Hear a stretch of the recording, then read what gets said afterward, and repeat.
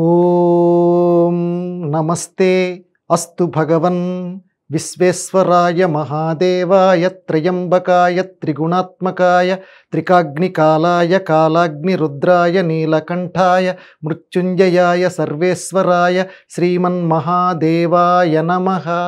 పరమ పవిత్రమైన కార్తీక మహాపురాణంలో 26వ అధ్యాయం స్కాంద పురాణంలో ఉన్నటువంటి కార్తీక పురాణాన్ని వ్యాస భగవానుడు రచించాడు. దీనిని పరమనిష్ఠాగరిష్ఠుడైనటువంటి వశిష్ఠుడు జనక మహారాజుకు చెప్తూ ఉన్నాడు. అత్రి అగస్త్య మహాముని సంవాదంలో మనం ఈ సంపూర్ణ కార్తీక మహాపురాణాన్ని సంక్షిప్త సుందరంగా మనం తెలుసుకుంటున్నాం. ఈ దూర్వాసో మహర్షి పరిగెడుతున్నాడు అని చెప్పి మనం చెప్పుకున్నాం. చక్రం వెంబడిస్తోంది. ఇక్కడ మనం ఒక విషయాన్ని ప్రస్తావించింది అధ్యాయం. దూర్వాసుడు అహంకారంతో శాపం కూడా పెట్టేట.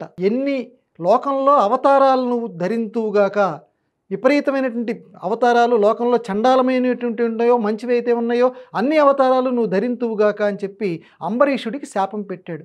ఈయనకి అంబరీషుడికి ఈ దుర్వాసుడు పెట్టినటువంటి శాపం కూడా వినపడలేదట.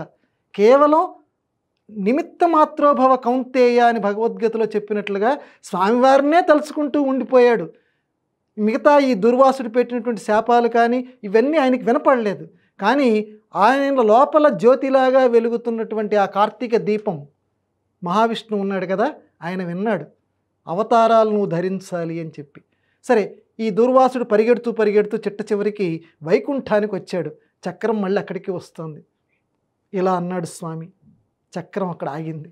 అంటే చక్రాన్ని మనం ఈ పాపకర్మతోటి కూడా మనం ప్రతిక్షేపించుకున్నా తప్పేమీ లేదంటే పాపం స్వామి గనక ఇలా అంటే ఆగుతుంది. అందుకే కార్తీక మాసంలో కార్తీక దామోదరుడు యొక్క పూజ చేసుకోవాలి. ఆయన ఇలా అన్నాడు, చక్రం అలా ఆగింది. దూరంగా ఏం చేయమల్లి ఆయన ఆజ్ఞ వస్తే ఈయన తల నరకటానికి. దుర్వాసుడు, అయ్యా నన్ను రక్షించు, చక్రం నా వెంట పడుతోంది, ఏం చేయాలి? ఏం చేయమంటావు నన్ను? నువ్వు నాకు ప్రియమైనటువంటి నన్ను ఇబ్బంది పెట్టినా నేనంత బాధపడను. నాకు ప్రియమైనటువంటి భక్తుణ్ణి నానా రకాల శాపాలకు గురి చేసావు. నిన్నేం చేస్తానో చూడని చెప్పి కుర్చీ అనే రాక్షసుని ప్రయోగించావు. కానీ నువ్వు పెట్టినటువంటి శాపాన్ని అవతారాలు ఎత్తమన్నావు కదా, అది నా భక్తుడికి బదులు నేను ధరిస్తాను. ఎంతటి మహోదత్తమైందండి కార్తీక మహాపురాణం చూడండి. నువ్వు అవతారాలు ధరించమన్నావు. నీచమైనటువంటి జన్మలు, చేప మత్స్యావతారం, తాబేలు కూర్మావతారం, అలాగే వరుసగా వరాహావతారం, ఏవైతే చండాలమైనటువంటి అవతారాలు ఉన్నాయి.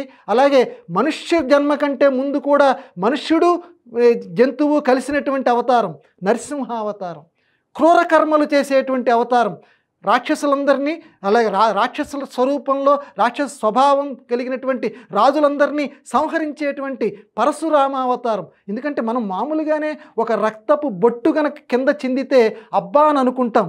అలాంటిది అన్నిసార్లు భూమండలం అంతా తిరిగి రాజు అన్న పేరు కలిగినటువంటి వాడిని అందరినీ కూడా సంహరించాడు పరశురాముడు. కాబట్టి అటువంటి అవతారం, అంత రక్తపు టేర్లు ప్రవహింపచేశాడు అటువంటి అవతారం. ఇలా ఏదైతే లోకంలో అసహ్యాలు దుర్లభాలుగా ఉన్నాయో వాటన్నింటినీ కూడా, ఇందుకే రామావతారంలో కూడా వియోగ బాధ, ఆ బాధని కూడా నేను అనుభవిస్తాను. కల్కి అవతారం, ఇలాగే ఏవైతే నువ్వు దుర్భరమైనటువంటి అవతారాలు ఎత్తు అని చెప్పి నా భక్తుడిని నువ్వు శపించావు కదా, ఆ అవతారాలని నా భక్తుడు వినలేదయ్యా దుర్వాసో మహర్షి, విను. పాపం అతనికి ఇవన్నీ కూడా ఏమీ తెలియదు. నన్ను రక్షించు అని చెప్పి నన్ను మాత్రమే, ఆ కార్తీక దీప స్వరూపుడైనటువంటి నన్ను మాత్రమే తలుచుకుంటున్నాడు. కానీ నేను విన్నాను. కాబట్టి నువ్వు చెప్పినటువంటి మాటను, ఎందుకంటే బ్రాహ్మణ శ్రేష్ఠుడివి, నీ మాటలు పొల్లుపోవటానికి వీల్లేదు. అవతారాలని నేను ధరిస్తాను నా భక్తుడికి బదులు. ఇది లోకానికి కూడా ఒక రకంగా మేలు జరుగుతుంది అని చెప్పి, అంటే ఇక్కడ మహానుభావుడైనటువంటి భగవంతుడు లోకంలో అవతారాలు, ఈ దశావతారాలు మొదలైనటువంటి వాటిని ఎత్తటానికి కారణం ఏమిటి అనేటువంటి విషయాన్ని ఈ కార్తీక మహాపురాణంలో, ఎందుకంటే భారతం రాసినటువంటి వాడు, భాగవతం రాసినటువంటి వాడు, అందుకే గ్రంథాల్లో ఒక్కొక్క గ్రంథంలో జవాబు దొరకనటువంటి ప్రశ్నలు ఏవైతే ఉన్నాయో వాటిని ఆ మహానుభావుడే రాసినటువంటి ఇంకొక గ్రంథంలో వెతుక్కోమని చెప్పి పెద్దవాళ్ళు చెప్పారు. ఎందుకంటే అన్నిటికీ ఒకే చోట జవాబులు ఉండవండి.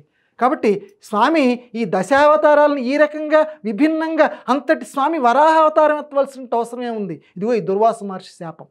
ఇని ఈ సమన్వయాన్ని మనకి కార్తీక మహాపురాణం ఈ అధ్యాయంలో మనకి అందచేసింది. ఈ రకంగా దూర్వాసో మహర్షికి మధ్య శ్రీహరికి మధ్య ఉన్నటువంటి ఆ సంభాషణని ఈ అధ్యాయం మనకి ఆవిష్కరణ చేస్తుంది. ఇక్కడ మనం తెలుసుకోవాల్సింది ఏంటంటే భక్తుడి ఎడల భగవంతుడికి ఉన్నటువంటి ఆదరణ. లోకంలో చూడండి అంతటి ఇప్పుడు ప్రహ్లాదుడి యొక్క కథ మనందరికీ తెలుసు. ప్రహ్లాదుడి కథలో మనం తెలుసుకోవాల్సింది, ప్రహ్లాదుడికి హిరణ్యకశిపుడు పరీక్ష పెట్టాడా లేకపోతే నరసింహస్వామికి హిరణ్యకశిపుడు పరీక్ష పెట్టాడా అంటే, ఇక్కడ ప్రహ్లాదుడికి ఆ హిరణ్యకశిపుడు పరీక్ష పెట్టలేదట. ఎవరికి పెట్టారంటే భక్తుడి కంటే ముందు కూడా ఆయన పరీక్ష ఎదుర్కోవడానికి సిద్ధమైపోయాట. ప్రహ్లాదుడి కంటే ముందు కూడా నరసింహస్వామి పరీక్ష ఎదుర్కోవడానికి సిద్ధమయ్యాడు. ఎందుకంటే భక్తుడి కంటే ముందు తాను ఆ మాటను నెరవేర్చడానికి ప్రయత్నం చేస్తాడు. ఎక్కడున్నాడు ఎక్కడున్నాడు ఇక్కడున్నాడు ఎక్కడున్నాడు అంటే ముందు ఆ ప్లేసుల్లోకి వచ్చి ఆయన కూర్చుంటున్నట్ట. ఒరే బాబు ఏం చూపిస్తాడో వీడి వేలు ఎటువైపు, చమత్కారంగా మన వాళ్ళు చెప్తారు, వీడి వేలు ఎటువైపు వెళ్తుందో, అందుకని ఆ ప్లేస్లోకి వెళ్ళి ముందు ఈయనకంటే ముందు ఆడికేమో మాట అనేసాడు, ఇందుగడందులేడని సందేహము వలదు చక్రి సర్వోపగతుండు అన్ని చోట్ల ఉంటాడన్నాడు.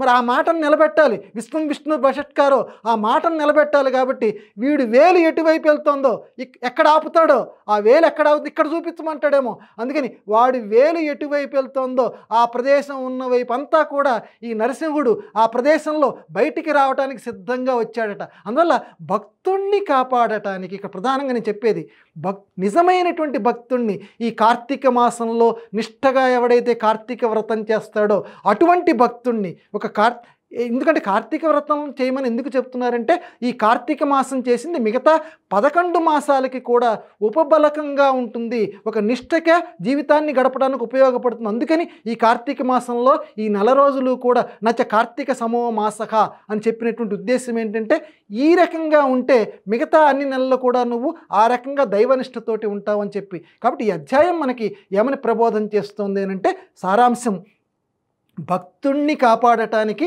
భక్తుడు యొక్క యోగక్షేమాలు చూడటానికి భగవంతుడు అనుక్షణము కూడా ఎదురు చూస్తూ ఉంటాడు. మన గజేంద్ర మోక్షం ఇలాంటి కథల్లో కూడా మనకు సుస్పష్టం. దాన్నే కార్తీక మహాపురాణం మనకు చక్కగా ఆవిష్కరణ చేసింది. మిగతా కథ వచ్చే అధ్యాయంలో మనం ఆవిష్కరించుకుందాం. చంద్రాననార్థ దేహాయ చంద్రాంశు సితమూర్తయే చంద్రార్కానల నేత్రాయ చంద్రార్ధ శిరసే నమః.